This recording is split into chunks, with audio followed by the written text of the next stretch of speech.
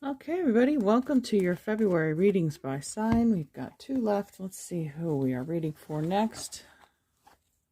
Libra. Welcome, Libra. I encourage everyone to check out their Venus sign for these readings. If you haven't done so already, they may resonate for you more. And check out your birth chart. Find out where Venus was when you were born. That'll let you know what sign to look at. All right. So, Libra, what do you need to know for February, love? Okay. Going to clarify with our oracle cards and astrology. Let's see. Underneath the deck, we have the woman. Okay, this is the Ace of Swords. Communication and clarity. Looks like she's waiting in anticipation for someone. All right. And then we have, or this could be you, obviously, Aquarius, Gemini, Libra. More air signs here. The Ten of Swords, the airship moving on, upward and onward. We have, okay, the coffin, number 8. Scorpio does rule the 8th house of death, change, and transformation. There's also the 9 of Pentacles here, which is Venus and Virgo, strong, independent wealth. And then we have the compass, okay.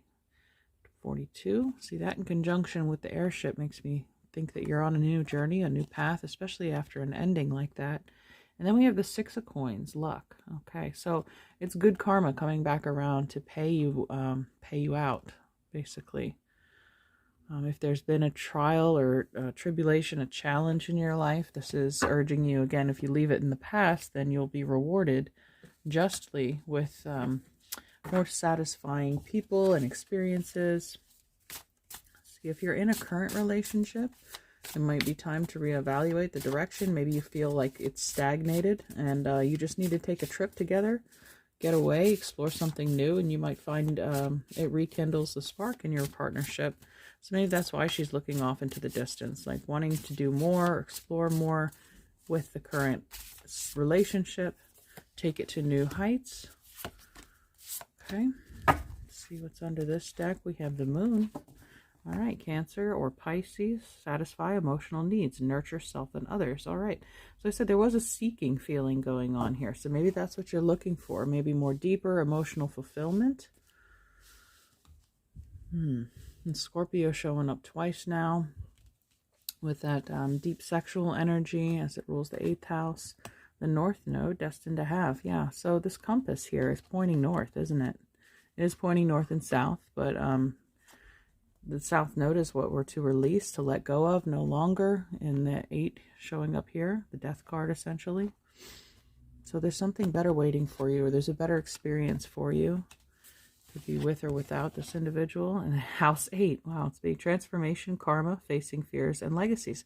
Well, I did mention this is positive karma. For those of you who are coming out of a difficult situation, found yourself recently single, but this is telling you to release that. There's, again, better prospects for you on the horizon. And here we go. House 12, spirituality, transcendence, karma again, sacrificial service and healing. This is the house of Pisces, and Pisces is tied to the moon card in the tarot. So you could be going on a spiritual quest, spiritual healing. Then we have house 1, individuality, self-image, and approach to life. We did have this in the 9 of coins showing up, that independent wealth and security, feeling secure about yourself or making changes to the self that are going to help you feel healed and moved on, whether physically, spiritually, or emotionally. But I'm getting a very strong new direction for those of you who are recently single. You're moving on to better options. If you are still in a partnership and you are committed to it and want to see it out, again, this could just be a new time for you to explore, express yourself in new and healthy ways together, or share maybe intimate details about yourself that they never knew about you, or what you truly want to do. And hopefully explore that. I mean, because house 12 is a very deep spiritual connection too. Sacrificial service. So again, maybe putting your partner before yourself, or your partner will put you before their own desires and needs in order to see you fulfilled or happy. Okay. All right, we're going to get some, let's get a Journey of Love card first.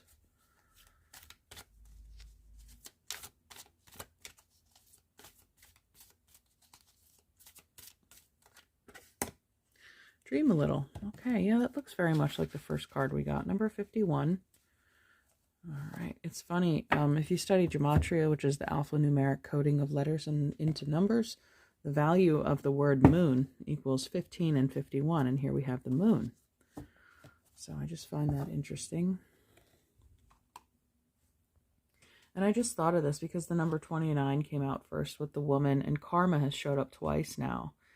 Some of you may be experiencing your first Saturn return, which is where Saturn returns to the position that it was in your natal chart.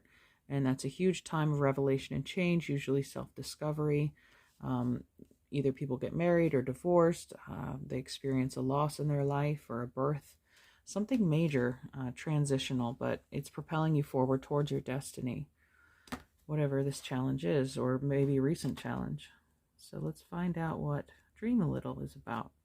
The divine wants to bless you with inspiration, just as a lover would come to the door of the beloved with a spontaneous gift of flowers. So dream a little. Let your imagination wander and wonder. What if? What else could be? Breaking down the rigid walls of expectation. Just because something has been does not indicate that it must continue in the same way. So dream a little and receive your spiritual gift. This oracle brings you guidance. The spiritual gift of inspiration is on its way, or has just recently been received. It isn't flight of fancy, it's a gift from the divine. Receive it and believe in new possibilities. Excellent. Okay, from unexpected meetings, we talked and share our lifetime. A gentle, peaceful, quiet time reflected in our smile. So unexpected meetings could be on the horizon for you. Oh, the poem continues on the next page. We winged our way to distant places and walked along remembered faces of lives we knew we lived some time before. And like a bud about to flower, having reached its appointed hour, we watch ourselves begin to open in the warm touch of spring. Okay, so maybe some of you are taking this time in solitude to reflect and heal and grow, and it said something about spring, and that's what I feel like in the clover here. So when the springtime rolls around, you may find yourself in an unexpected location or relationship or situation that is going to bring new life to you, and a new sense of healing, home, and comfort. Let's get a look at your archetype card.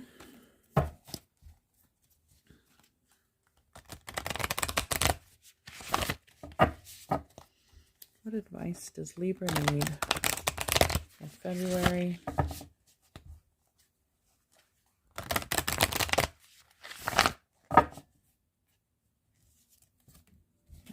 The one, number 30. Okay, so yeah, 29 to 30. Some of you might be that age because that's about how long it takes Saturn to make one revolution. Okay. Let's see what that has to say. It could be, again, you meeting the one unexpectedly.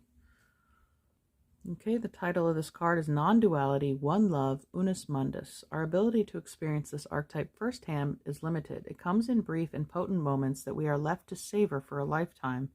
The one is both the energy that unites all living beings and our capacity to sense this intimate union. This archetype eludes us most of our lives, appearing as a concept in a distant galaxy. Yet when we are in the midst of its power, a solemn reverence falls across all the land. We glimpse ourselves in the vastness of all consciousness and are neither small nor large within that field. We are neither important nor unimportant. All duality fades away, and we are left with what is, the precious knowing that life is a gift, and that we are both the giver and the receiver of this fortune. I find it interesting, Libra, that you are represented by the scales, and you have a fulcrum, a center point. That is the one. It's the balance point. So if something within you needs to be restored or rebalanced, this could be you taking time to do that, and also unexpectedly finding your perfect counterbalance that helps you achieve that center point. Okay, it is said that Om is the primordial sound of the universe, that all other mantras are born from it. Simply imagining this possibility will activate the one. The Unus Mundus is a circle representing the unity of existence. Is it possible that the beginning and the end of all things is love? Sure. Okay, let's take a look at your angel cards to wrap this up. There's a beautiful transformation happening for you here, Libra, with the 8th house there. It's not just death and endings, it's transformation. It is rebirth. So let's see what you got for your angel cards. Joy. Okay, that could be what you're experiencing. Presence also came up. You could be, like I said, in the presence of your true love unexpectedly, or just staying in the present moment and enjoying and being grateful for everything that you're experiencing. Peace. Absolutely. Coming to peace with yourself or a circumstance.